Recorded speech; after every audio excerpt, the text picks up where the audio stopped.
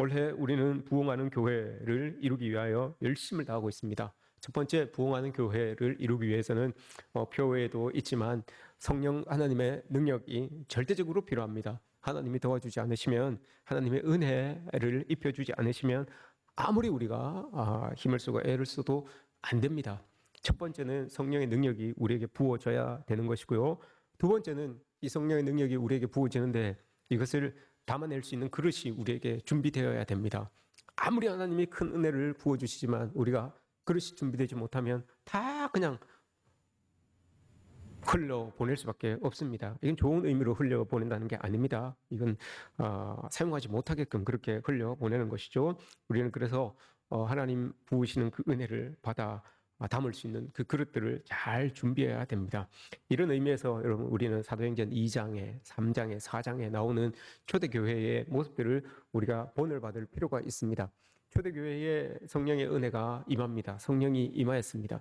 그리고 나서 초대교회가 보인 뚜렷한 변화들이 있습니다. 뚜렷한 변화들 가운데 2장, 4장 공통적으로 나오는 변화가 하나 있어요. 참 좋은 표현인데 우리가 이전까지는 저도 몰랐습니다. 저도 몰랐는데 읽어가다 보니 깨닫게 되는 말씀이 있어요. 그게 서로 통용하다라는 말입니다. 서로 통용하다. 통용하다라고 하는 말을 여러분, 우리는 서로 내가 가지고 있는 물물 교환처럼 내가 가지고 있는 것 네가 쓰고 네가 가지고 있는 것 내가 쓰고 뭐 이런 의미로 받아들일 수가 있어요. 근데 이 통용하다라고 하는 말이 참 좋은 의미예요. 심장을 맞대다 이런 의미입니다. 심장을 맞대다. 참 좋은 의미죠.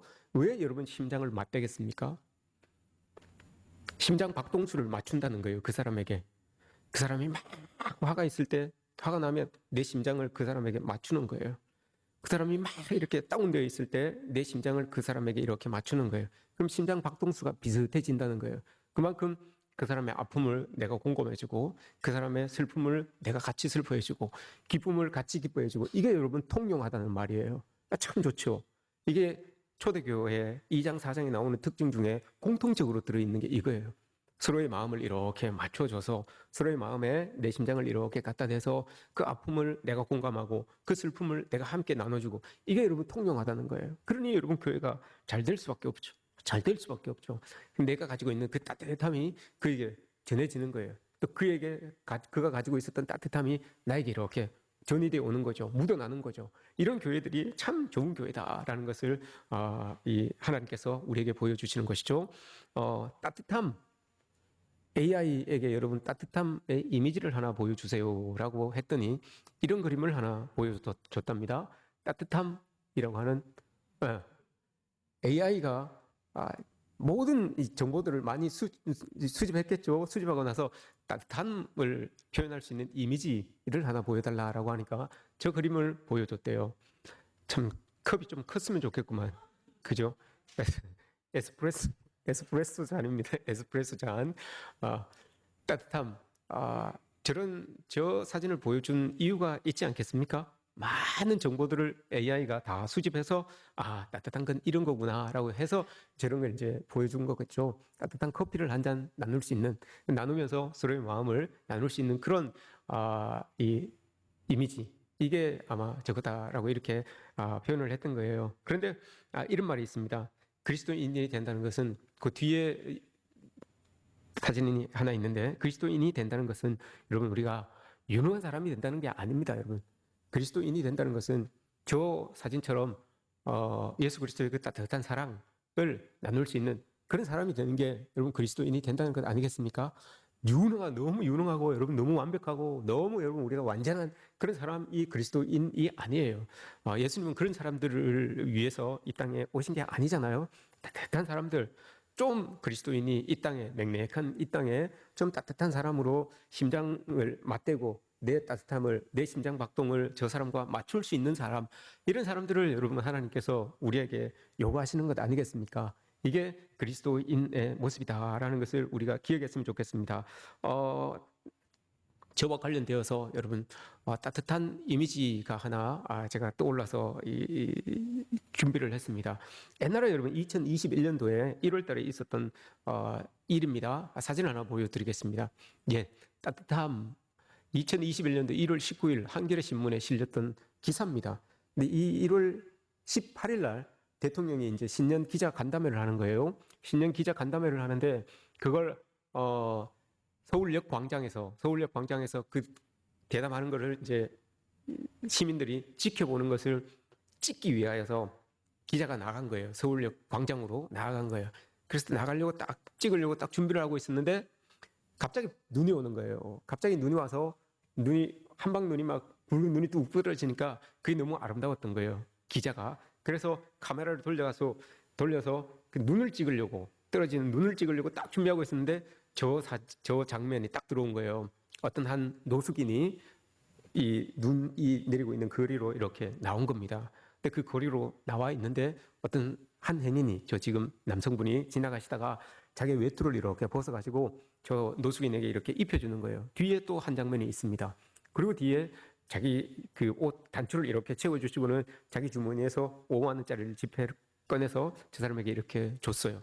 그리고 자기는 사라지고 그 광경을 보고 있었던 기자가 빨리 가서 이제 저 사람을 만나기를 원했던 거죠. 저 남성분을 만나기를 원했는데 그냥 쑥 사라져 버렸어요. 쑥 사라져 버리고 지금까지도 못 찾았다 그래요. 근데 저 노숙인에게 이제 저 상황을 물어본 거예요. 어떤 상황이냐? 어떤 상황에서 저 사람이 와서 당신에게 외투를 입혀주고 이렇게 했느냐? 이렇게 물어본 거죠.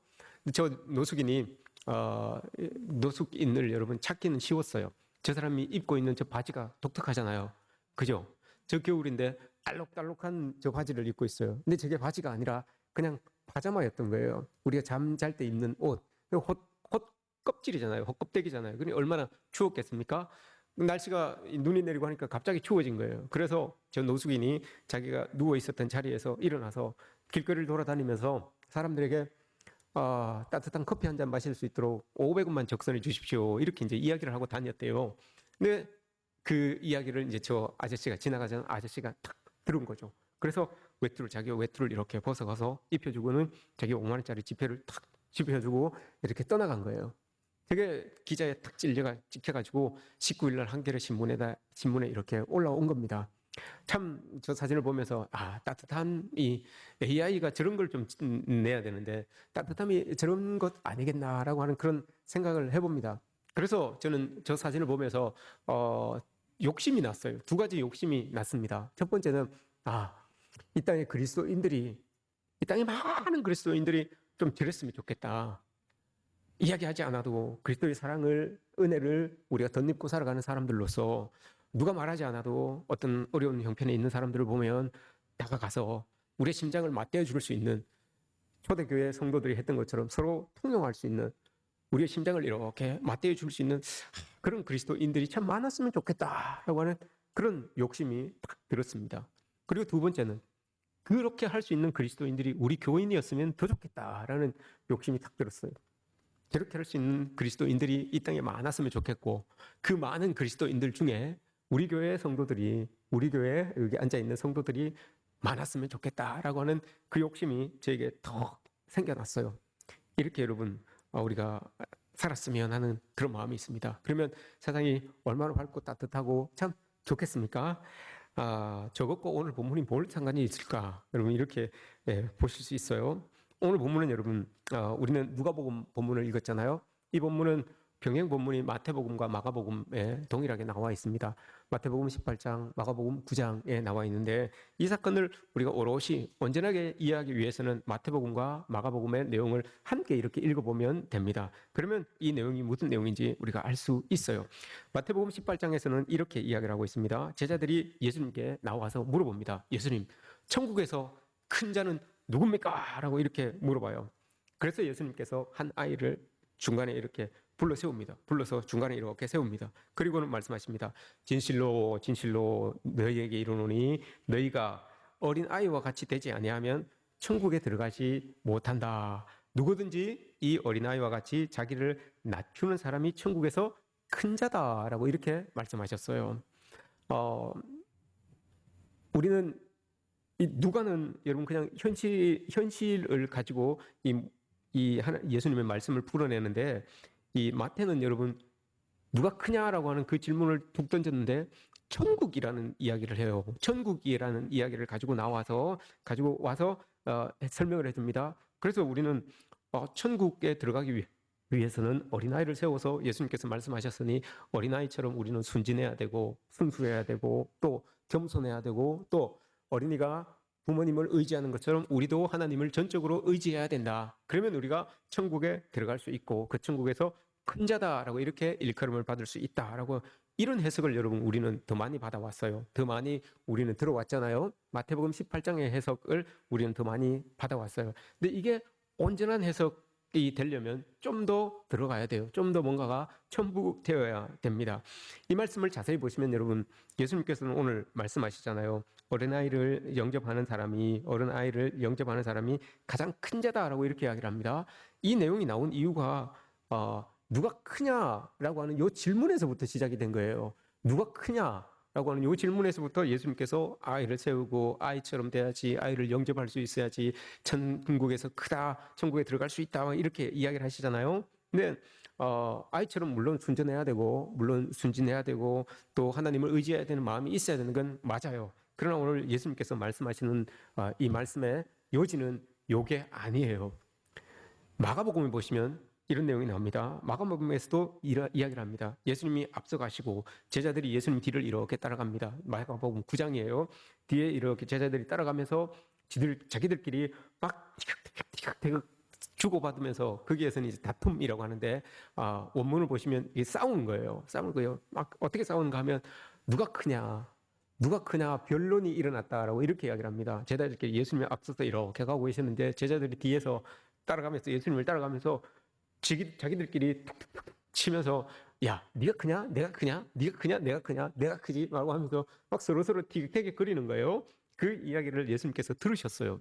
그 이야기를 들으셨어요. 그래서 길 가면서는 그러지 않고 집에 들어가셨어요. 그리고 12제자를 다 불러 모읍니다. 얘들아 너희들 다 이리 와봐. 딱 앉습니다. 앉아봐. 너희들 길 가다가 들으니까 너희들 뭐 가지고 티격태격하는데 무슨 일이야? 라고 물어봅니다. 예수님이 마가복음 9장에서 무슨 일이야? 라고 이렇게 물어봅니다. 그랬더니 제자들이 아무 말도 못해요. 예수님 다 들었거든요. 그 이야기를 다 들었어요. 예수님이 딱 물어봅니다. 얘들 무슨 일이야? 무슨 일로 다퉜어? 라고 이렇게 딱 물어보니까 제자들이 아무 대답도 하지 못하더라. 라고 이렇게 말씀하세요. 그래서 예수님께서 아무 말도 못하고 있는 그 제자들을 향하여서 이야기를 합니다. 어린아이를 이렇게 중간에 세우고 이렇게 안으시면서 이야기를 합니다. 이 어린아이를 섬기는 자가 제일 큰 자가 되기 위해서는 이 어린아이와 같이 또 어린아이를 섬기는 자가 되어야지 제일 큰 사람이다 라고 이렇게 이야기를 합니다. 영접하는 사람, 이 어린아이를 영접하는 사람이 제일 큰 사람이다 라고 이렇게 예수님께서 이야기하세요. 어린아이처럼 되라는 말이 아니고 어린아이를 영접할 줄 아는 사람이 제일 큰 사람이다 라고 이렇게 예수님께서 말씀을 합니다. 여러분 이 어린아이를 영접하는 사람이 제일 큰 사람이다 라고 하는 이 뜻이 여러분 참 중요한 뜻입니다. 예수님께서 이 당시에 여러분 어린아이의 위치를 여러분 우리는 알잖아요. 성경을 통해서 우리는 알잖아요. 이 어린아이는 그냥 우리가 같이 사랑스럽고 존중해주고 이렇게 할 어린아이의 그런 모습이 아니잖아요. 이때 당시만 해도 어린아이는 여러분 어린아이의 보편적인 위치는 없었어요. 사실 없었어요. 그렇게 보면 되세요. 그 오병이어 사건을 예수님께서 베풀어 주시고 난 다음에 보시면 마태복음 14장에서 오병이어 사건을 베풀고 난 다음에 이 설명해 주는데 뭐라고 이야기합니까, 여러분? 아이와 여자를 제외하고 5,000명이 먹었다라고 이렇게 이야기를 하잖아요. 숫자에 안 들어가요. 숫자에도 들어가지 않는 거예요. 출애굽기에도 그렇게 이야기를 하잖아요. 출애굽기 12장에서 출애굽해서 이렇게 나올 때에 유아 외에 보행하는 사람이 장정만 60만 명이더라라고 이렇게 이야기를 하잖아요. 여기 아이들이 들어가는 거예요. 여기도 아이들은 포함되지 않는 거예요. 그만큼 보편적인 사회 위치가 아이들은 없어요. 그럼에도 불구하고 예수님께서 그 아이를 데리고 와서 중간에 세웁니다. 그리고 이렇게 안으시면서 이 아이를 영접하는 사람이 제일 큰 사람이다 라고 이렇게 예수님 말씀하셨잖아요. 유대인들이 따르고 있는 여러분 모세의 율법이 있습니다. 모세 율법을 요약해 놓은 미시나라고 하는 게 있어요. 거기에 어린 아이에 대해서 이렇게 이야기를 합니다. 1번 법적 미성숙자이고 사회적 책임이 없고 어린이의 말은 그 의미가 없다. 법적인 증거의 효력이 없다는 거예요. 어떤 일이 일어났는데 억울한 일을 누가 딱 당했는데 그 일 당하는 것을 어린아이가 봤어요. 어린아이가 봐서 막 정언을 해줘도 그건 정언으로 받아들일 수 없다는 거예요. 그만큼 아이의 그 위치가 당시에는 이런 취급을 받았다는 거예요. 이게 유대인들의 전통이에요. 유대인들은 아이를 이렇게 생각했던 거예요. 그러면 예수님 당시 로마의 지배를 받고 있었는데 로마의 문화권 아래서 살고 있었는데 그때는 그럼 로마의 문화에서는 어린 아이를 어떻게 대했냐? 그것도 여러분 우리가 알 수 있죠.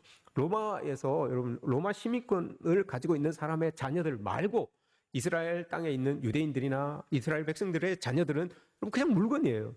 그냥 전리품과 같은 그런 위치를 차지하고 있는 사람들이에요. 그러니 이 사람들은 이 아이의 생사 여탈권은 주인이 가지고 있는 거예요. 주인이 죽일 수도 있고 살릴 수도 있고 팔 수도 있고 하는 그런 위치에 있는 사람이 이 어린 아이예요. 그런데 이 어린 아이를 예수님께서 제자들이 막 티격태격 싸우고 있는데 그 어린아이를 이렇게 데리고 와서 중간에 세우십니다. 중간에 딱 세우세요. 중간에 세우시고는 그 아이를 마가복음 9장에 보시면 이렇게 안으세요. 여러분 안다라고 하는 이 말씀이 제가 여러분 아까 사도행전 2장 4장에서 이야기했던 그 사도교회 초대교회 성도들이 서로 통용하고라고 했잖아요. 이 말이에요, 여러분. 안다라고 하는 말이 통용하다라는 말과 똑같은 말이에요. 어떤 의미가 있다고 했습니까? 심장을 여러분 맞대는 거예요. 그래서 내 심장박동과 저 심장박동, 저 사람의 심장박동 수를 같이 하는 거예요. 저 사람의 아픔이 뭔지 내가 이해하는 거예요. 저 사람이 가지고 있는 사회적 위치에서의 어려움이 뭔지 예수님이 아시는 거예요. 그래서 아이를 중간에 세우시고 이렇게 안으시는 거예요. 안으시면서 그 아이가 받고 있었던 그 차별, 그 아픔 이런 것들을 예수님이 이렇게 느끼시는 거죠. 마음속으로 느끼시는 거예요. 그래서 예수님 말씀하시기를 저 아이를 영접할 수 있어야 된다. 저 아이의 마음을 헤아릴 수 있는 사람, 저 아이의 아픔, 슬픔을 공감하고 동참해 줄 수 있어야 된다. 그 사람이 정말 큰 사람 아니겠니? 라고 이렇게 예수님 말씀하세요. 그런 사람이라면 천국에서 큰 자라고 이야기를 듣지 않겠니? 라고 지금 예수님이 이렇게 이야기를 하는 거예요. 왜 여러분 이런 사건이 있었는가 하면 이게 사회적으로 여러분 어린아이의 위치가 여기에 있는데 이걸 여러분 사회적인 동의 없이 어린아이의 위치를 바꿀 수 없어요. 로마의 법을 바꾸지 않는 이상 이 아이를 우리 위에 또한 우리의 공동체 안에 이렇게 쑥 집어넣고 이렇게 같이 할 수가 없어요. 사회법이 그러니까요. 그런데 사회법이 그러니까 예수님이 아무리 이렇게 말씀을 하셔도 여러분 이 바뀌지 않아요. 사회적인 합의가 일어나기 이전에는 아이의 위치가 바뀌어지지 않잖아요. 근데 예수님은 그 사회법은 하지 못하지만 우리가 할 수 있는 방법을 예수님께서 말씀해 주신 거예요. 그게 그 유일한 방법이 그 아이를 내가 내 심장을 가지고 그 아이 심장에 이렇게 되는 거예요. 내가 그 아이를 이렇게 품어줌으로 말미암아 내가 그 아이의 위치에 가보는 거예요.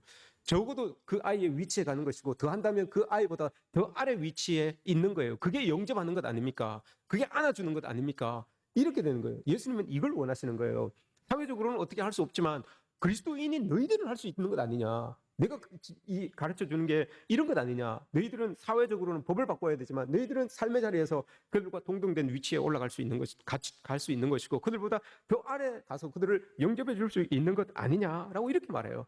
더 하찮은 자리, 하찮은 사람을 여러분 우리가 영접하기 위해서는 그보다 더 한 단계만 더 낮은 곳에 있으면 그를 영접할 수 있는 것 아닙니까? 예수님은 제자들에게 이걸 말씀하고 있는 거죠. 영접이라고 하는 말, 데코마이라고 하는 이 말이 여러분 그런 의미를 가지고 있어요. 존중하라, 앞세우라라고 하는 이런 말이 있어요.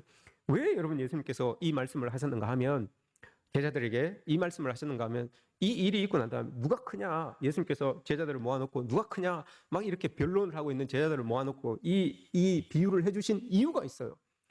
이 일이 일어나기 전에 예수님께서 한 10일 전쯤 한 8일에서 10일 사이에요. 한 8일에서 10일 전쯤에 제자들이 어떤 일이 있었는가 하면 예수님께서 제자들을 잘 가르쳐 놓고 제자들을 파송을 합니다. 너희들 이제 저기 동네 가가지고 복음을 전하고 이 사역을 감당해라고 하면서 보내요. 누가복음 9장에 보시면 1절부터 보시면 있어요. 보냈습니다. 보냈더니 이 제자들이 갑니다. 각 동네로 갑니다. 각 동네로 가가지고 복음을 막 전해요. 그리고 복음을 전하고 난 다음에 치료도 합니다. 병도 고쳐내고 귀신 들린 자도 쫓아내고 막 이런 일이 일어나요. 그런 일이 일어나니까 이 소문이 분봉왕 헤롯에게 들립니다. 분봉왕 헤롯이 그 소리를 듣습니다. 그리고는 걱정이 돼요. 두려워하는 거예요. 아이고야 이거 큰일 난 거 아니야? 그러면서 헤롯이 뭐라고 이야기합니까? 이거 세례 요한이 이거 살아온 거 아니야? 이렇게 이야기를 합니다. 그리고 옛날에 자기들이 존경하고 있었던 엘리야, 하늘에서 불을 내렸던 그 엘리야가 이거 다시 온 거 아니야? 이렇게 이제 걱정을 합니다. 불안해합니다. 이 제자들이 얼마나 큰 능력을, 얼마나 큰 이적을, 사람들이 볼 수 있는 이적을 행했으면 분봉왕 헤롯이 그 걱정을 해요. 자기가 목 잘라 죽였는데, 세례요한을 목 잘라 죽였는데 그 사람 살아온 거 아니야? 큰일 나는데. 그러면 엘리야가 다시 온 거 아니야? 그럼 또 하늘에서 불을 내릴 수 있을 텐데. 이런 걱정이 있었던 거예요. 헤롯 왕이, 여러분, 분봉왕 헤롯 왕이 그런 걱정을 하고 있었던 거예요. 그러니 여러분, 제자들이 얼마나 큰 능력을 행했습니까? 얼마나 영향력이 있었던 그런 활동을 했겠습니까? 대단했던 거죠. 대단했던 거죠. 그러니 여러분, 대단했으면 거기에서 이 겸손하면 되는데, 그 일이 있고 난 다음에 이 제자들이 어깨에 힘이 들어가는 거예요.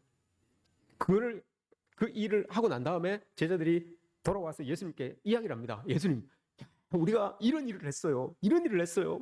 막 자기들이 서로 이제 이 제자는 여기 가서, 이 제자는 여기 가서 막 따로따로 이렇게 전했겠죠. 근데 막 일어나는 일들이 막 일어나는 거예요. 그러니 이 제자는 자기가 가서 전했던 그 상황에서 일어났던 일들을 가지고 예수님께 막 이야기하고, 이 제자는 또 자기에게서 일어났던 그 일들을 막 이야기합니다. 그러니 여러분, 이 사람은 내가 막 38년 된 병자를 고쳤어요. 일어났어요. 예수님의 이름으로 일으켜 세웠어요. 이 사람은 귀신 들렸던 사람을 내가 막 쫓아내고 막 살려줬어요. 막 이게 막 서로 막 자랑이 지금 끝내지 않는 거죠. 간증인 거예요. 자기들끼리 막 간증을 막 하는 거예요.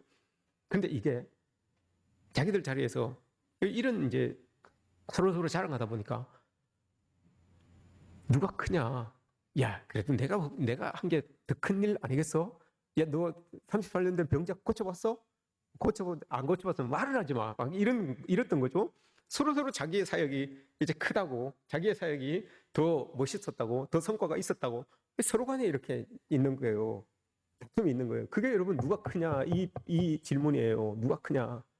여기에서 누가 크냐라고 하는 그 말이 나오는 거예요. 예수님 그걸 아신 거죠. 그래서 불러 모은 거예요. 불러 모아가지고 이야기를 한 겁니다. 어린아이를 영접할 줄 알고, 예수님이 말하는 건 그거잖아요. 너희들이 아무리 큰 능력을 행해서 너희들이 큰 자가 아니라 정말 작게 여겨지는 사람을 너희들이 그 밑에 가서 영접해 줄 수 있으면 그 사람이 정말 큰 사람 아니냐. 너희들이 아무리 큰 능력을 행해도 그렇게 못한다면, 저 사람의 아픔을 이해하지 못하고 저 사람의 마음을 공감하지 못하면 아무리 큰 능력을 행해도 너희들은 작은 자다, 지극히 작은 자다, 이렇게 이야기를 해요. 너희들은 아무리 큰 능력을 행해도 내가 보기에는 너무너무 작은 자야, 이렇게 이야기를 하죠. 그런데 정말 작은 자를 섬기기 위하여서 작은 곳에 가면 너희들이 정말 큰 자가 될 수 있다라고 이렇게 예수님께서 말씀하는 건 아니겠습니까? 이거 참 중요한 말입니다. 우리 공동체에 여러분 비춰볼 수 있어요. 여기서 예수님께서는 그 사회적 위치에 있어서 아무것도 아니었던 어린아이를 이렇게 중간에 모시고 이렇게 안아주셨잖아요. 근데 이 어린아이를, 그때는 여러분 어린아이가 될 수 있지만 오늘 우리의 상황에서 봤을 때 이 어린아이를 대체할 수 있는 것은 너무너무 많아요. 병자가 될 수 있고, 약한 자가 될 수 있고, 그죠? 슬퍼하는 자가 될 수 있고, 아파하는 자가 될 수 있고, 우리 중에 누구일 수도 있고, 누구든지 여러분, 우리 중에 누구를 우리 중앙에 이렇게 세우시고 예수님께서 이 사람을 영접할 수 있으면 네가 천국에서 큰 자다라고 이렇게 할 수 있어요. 그럼 여러분 하실 수 있겠습니까?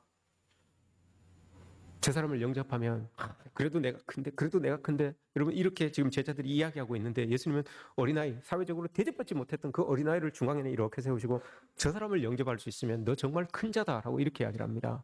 여러분 어떻게 하실 수 있겠습니까? 성령의 능력으로 살아간다는 게 여러분 쉽지 않아요. 이런 거예요. 여러분 할 수 없는 건데 내가 해야 되는 거예요. 근데 내 힘으로 안 돼서 성령께서 우리에게 오시는 것 아닙니까? 이걸 할 수 있어야 되는 거예요. 우리 중에 여러분 그런 일들, 병자를 우리 중간에 세우고, 우리가 그렇게 하찮게 여기던 사람을 우리 중간에 세우고, 그렇게 우리가 없이 여기던 사람을 우리 중간에 세우고, 여러분 예수님께서 저 사람을 영접하면 네가 정말 큰 사람이 된다, 네가 정말 하나님 나라를 선포하며 살아가는 그런 사람이 된다라고 이렇게 말씀하시면 여러분 우리 그렇게 할 수 있겠습니까? 우리 여러분 전홍철 집사를 여기 중간에 세워놓고 저 사람을 영접하면 너희들이 가장 큰 자가 된다라고 하면 여러분 그렇게 하실 수 있겠습니까? 제가 전홍철 집사를 이야기하는 이유는 저를 업신여겨서 그러는 게 아니에요. 제일 동안이잖아요. 제일 동안이잖아. 집사님임에도 불구하고 제일 동안이잖아요. 그죠? 그리고 또 제가 이렇게 이야기를 해도 저 사람은 저의 말을 받아들일 수 있는 그런 그릇이 되기 때문에 제가 이야기를 하는 거예요. 그릇이 안 되는 사람은 제가 언급도 안 돼요. 언급하면 삐져가지고 다음 주에 또 안 나와요. 그래서 그 그릇이 되기 때문에 제가 언급을 하는 거죠. 괜히 언급 그런 거예요. 그래 여러분 진짜 나보다도 어리고 나보다 신앙생활도 연륜도 짧고 내 자식 같은 사람인데 중간에 세우고 예수님께서 말씀하십니다. 저 전 집사를 영접할 수 있는 사람은 제일 큰 사람이다라고 하면 여러분 영접할 수 있겠습니까? 예를 들어서 그렇게 이야기를 하는 거예요.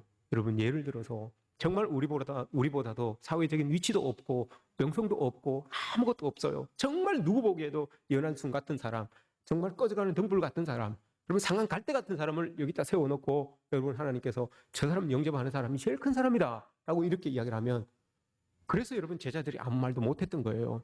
자기들은 막 뭔가를 행해서 뭔가를 이루어서 큰 사람처럼 그렇게 막 자기들의 위치를 이렇게 하고 있는데 예수님께서 엉뚱한 것을 가지고 툭 이야기를 하니까 말을 못하는 거예요. 할 말이 없는 거예요.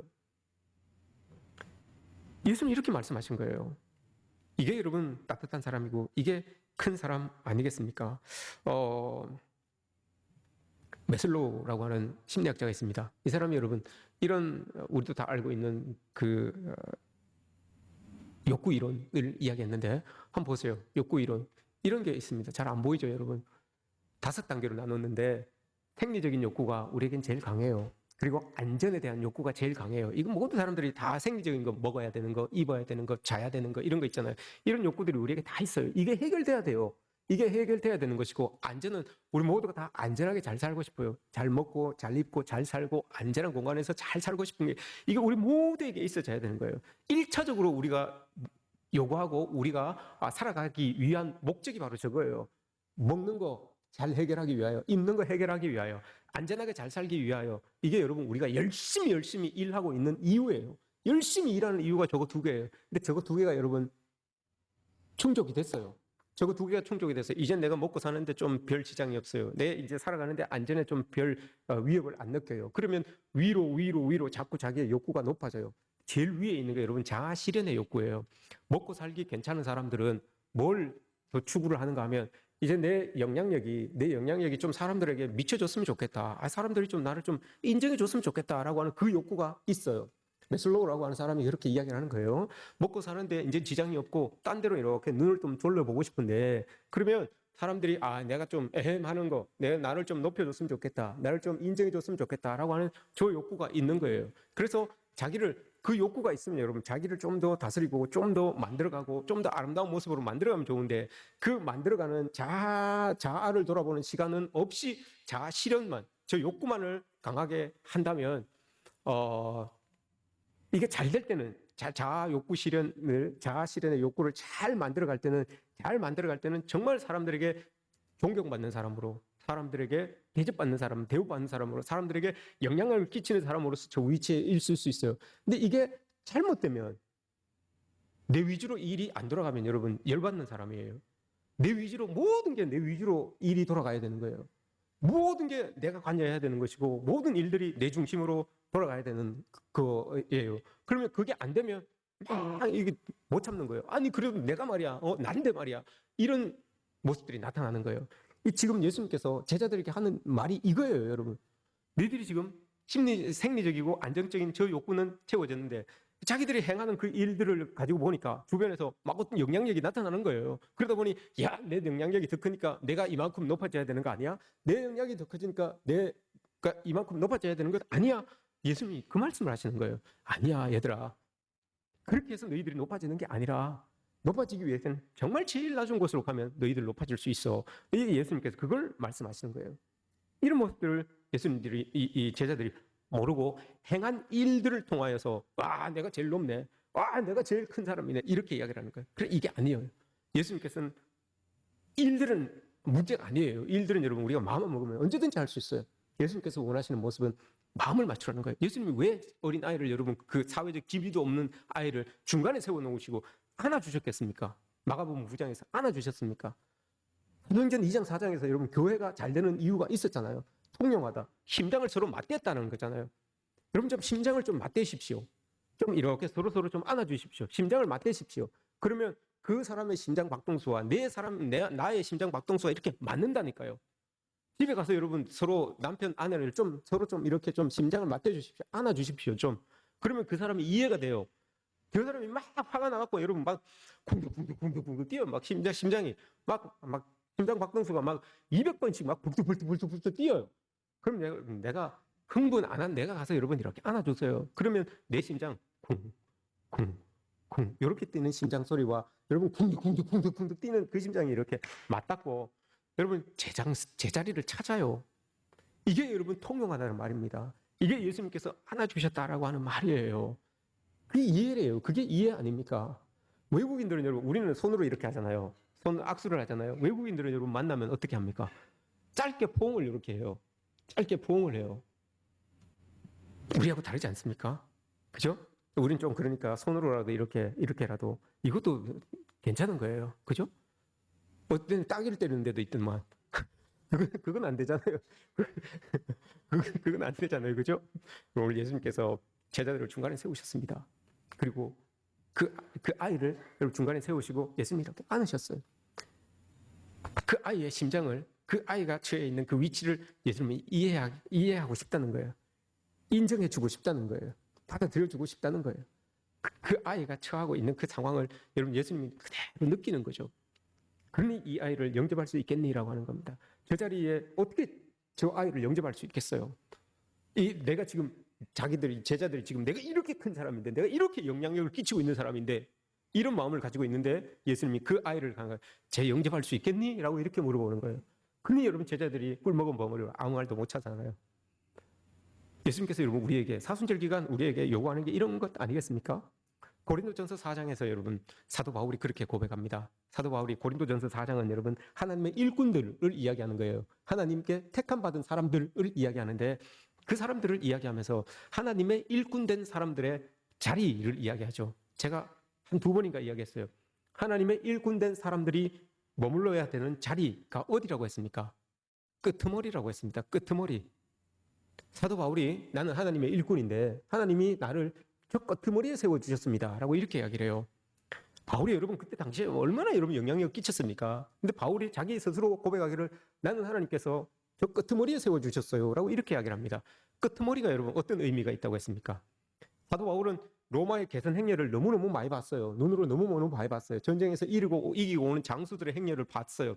제일 앞에 여러분들 장수가 나팔을 불면서 음악대가 가고 그 뒤에 장수가 딱 위풍당당한 모습으로 말을 타고 쫙 들어갑니다. 그럼 그 뒤쪽으로 막 이제 공에 따라서 이렇게 군사들이 쭉 오죠. 제일 뒤에 여러분 뭐가 옵니까? 전리품이 와요. 전리품하고 포로들이 옵니다. 포로예요. 포로는 여러분 어떤 의미가 있습니까? 내가 죽고 사는 게 저 앞에 있는 사람의 손에 달려 있는 거예요. 이게 포로예요. 근데 사도 바울은 자기 위치가 그 포로 있는데 끄트머리 개선 행렬의 저 끄트머리에 있는 포로와도 같다라고 합니다. 자기의 생사 여탈권이 하나님께 있다는 거예요. 이게 여러분 그리스도 우리 하나님의 일꾼들의 자리예요. 우리는 이런 모습으로 여러분 늘 살아가는 거예요. 하나님이 살리시면 사는 거고 하나님이 끝내시면 끝나는 거고 하나님이 세우시면 세워지는 거고 하나님이 낮추시면 한없이 낮아지는 게 우리의 모습이에요. 이런 모습들이 여러분 우리에게 있는 것 아닙니까? 예수님도 여러분 끄트머리에 서셨어요. 그죠? 예수님도 끄트머리에 서셨잖아요. 저 높고 빌립보서 2장에서 높고 하늘 보자 하나님과 동등됨을 취하지 아니하시고 오히려 자기를 비워 사람의 형체를 가지사 죽기까지 복종하셨으니 곧 십자가에 죽으심이라 라고 합니다. 자기를 낮추셔서 십자가에 죽기까지 이곳에 내려오셨어요. 그게 끄트머리지 뭡니까 여러분? 그 끄트머리예요. 그 끄트머리에서 예수님께서 십자가의 피를 흘려 주셨기 때문에 우리가 그 피의 공로를 힘입어 하나님의 백성으로 이렇게 살아가는 것 아니겠습니까? 여러분 제가 궁신접수라고 하는 말을 한 적 있었죠. 예수님이 여러분 이거 한번 물어봅시다 여러분. 예수님의 보혈의 능력이 큽니까? 예수님의 보혈의 은혜가 여러분 뭐든지 다 가능하게 하십니까? 예수님의 보혈의 능력이 여러분 우리에게 미쳐지면 우리에게 그 보혈의 능력을 가지고 살 수 있는 그 힘이 여러분 생깁니까? 아멘이죠. 그렇다면 여러분 우리는 그 십자가 보혈이 흘러내리는 그 밑에 가야 되지 않겠습니까? 보혈이 흘러내리는 그 곳보다 더 아래에 있어야 되는 것 아닙니까? 궁신 접수가 이게 무슨 뜻이라고 했습니까 여러분? 차자는 항상 주전자 아래에 있어야지만 차를 담아낼 수 있다고 했잖아요. 그죠? 그리스도인들은 늘 십자가에서 흘러내리신 그 예수 그리스도의 보혈보다 더 아래에 있어야 되는 거예요. 더 아래에 있어야지 그 보혈이 흘러내려와서 우리를 적시는 것 아닙니까? 그러면 우리가 고백했던 것처럼 그 보혈이 우리를 적셔서 큰 능력이 나타나는 것이고 큰 은혜가 나타나는 것 아니겠습니까? 사순절 기간은 여러분 이걸 고백하는 거예요. 이걸 여러분 기억하면서 살아내는 게 우리의 모습, 우리의 삶의 자리인 것이죠. 여러분 이번 한 주 동안은 여러분 예수 그리스도의 사랑을 깊이 한번 체험해 보십시오. 그래서 통용하십시오. 서로 통용하십시오. 서로 안아주십시오. 내 심장 박동수와 저 사람 심장 박동수를 여러분 한번 같게 해주십시오. 그게 뭡니까? 서로를 인정하고 서로를 세워주고 서로를 아껴주고 하는 것 아니겠습니까? 그렇게 될 때 여러분 교회는 자연스럽게 부흥하게 되고 또 우리의 삶의 자리는 넉넉해지는 것이고 또 여러분들의 가정도 웃음꽃이 피어나는 그런 공간이 되는 것 아니겠습니까? 여러분 모두가 궁신접수 하나님의 은혜의 보혈 밑에 자리하는 은혜의 우리 성도님들 되시기를 주님의 이름으로 축복합니다.